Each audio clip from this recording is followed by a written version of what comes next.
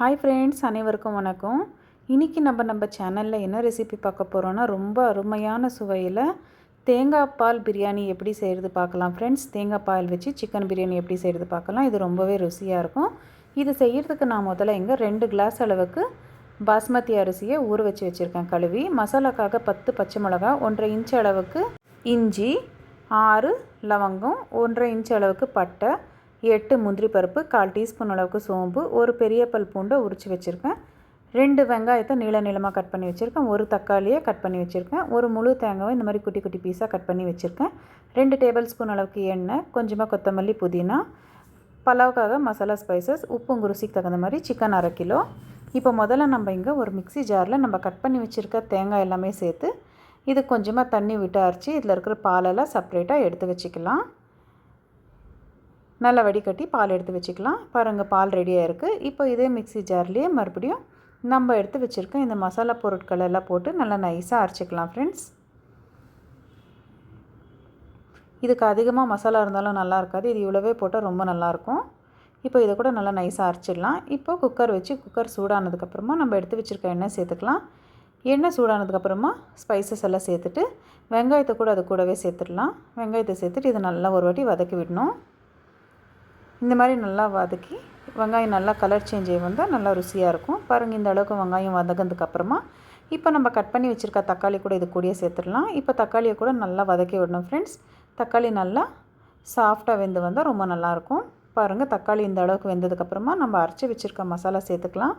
இந்த மசாலா சேர்த்துட்டு நல்லா இந்த மசாலாவில் இருக்கிற பச்சை வாடெல்லாம் போகிற வரைக்கும் நல்லா இந்த மாதிரி வதக்கி விடணும். இப்போ நல்லா வதங்கினதுக்கப்புறமா மசாலா இப்போ இதில் ஒரு 1/4 டீஸ்பூன் அளவுக்கு மஞ்சள் தூள் சேர்த்துக்கலாம். இதை ஒரு வாட்டி மிக்ஸ் பண்ணி விட்டுட்டு இப்போ இது கூடவே நம்ம கட் பண்ணி வச்சுருக்க கொத்தமல்லி, புதினா ரெண்டுமே சேர்த்துட்டு மறுபடியும் ஒரு வாட்டி நல்லா வதக்கி விடணும். கொத்தமல்லி, புதினா நல்லா வதங்கினதுக்கப்புறமா நம்ம எடுத்து வச்சுருக்க சிக்கனை கழுவி சேர்த்துக்கலாம். சிக்கனை சேர்த்துட்டு மறுபடியும் இதை நல்லா ஒரு வாட்டி மிக்ஸ் பண்ணி விட்டுடலாம் ஃப்ரெண்ட்ஸ்.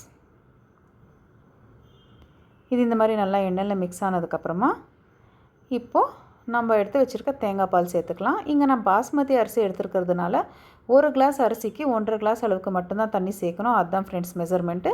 நான் இங்கே 2 கிளாஸ் அரிசி எடுத்துருக்கிறதுனால 3 கிளாஸ் அளவுக்கு தண்ணி சேர்த்துக்கிறேன். ஆனால் 2 கிளாஸ் தேங்காய் பால், 1 கிளாஸ் தண்ணி, இது இவ்வளோ சேர்த்துட்டு நல்லா மிக்ஸ் பண்ணிவிட்டு இப்போ நம்ம இதுக்கு உப்பு சேர்த்துக்கலாம்.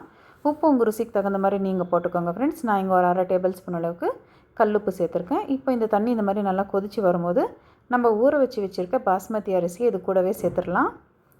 அரிசியை இது கூடவே சேர்த்துட்டு மறுபடியும் இதை நல்லா ஒரு வாட்டி மிக்ஸ் பண்ணி விட்டுடலாம். இது ஒரு கொதி வர வரைக்கும் கொதிக்கிட்டோம். பாருங்கள் ஃப்ரெண்ட்ஸ், இது இந்த மாதிரி கொதி வந்ததுக்கப்புறமா மறுபடியும் இதை ஒரு வாட்டி நல்லா மிக்ஸ் பண்ணி விட்டுடணும். நம்ம இந்த மாதிரி பண்ணுறதுனால பிரியாணி அடி பிடிக்காத நல்லா வரும். இப்போ பாருங்கள், குக்கர் மூடி போட்டு இதை ஒரு 2 விசில் வர வரைக்கும் வேக வச்சுக்கலாம். இப்போ இது ஒரு 2 விசில் வந்திருக்கு. பாருங்கள் ஃப்ரெண்ட்ஸ், ரொம்ப சுவையான தேங்காய் பால் சிக்கன் பிரியாணி ரெடியாக இருக்குது. இது சாப்பிட்றதுக்கு அவ்வளோ அருமையான டேஸ்ட்டில் இருக்கும்.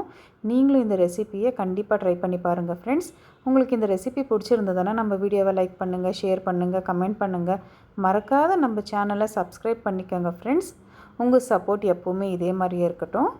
ரொம்ப நன்றி.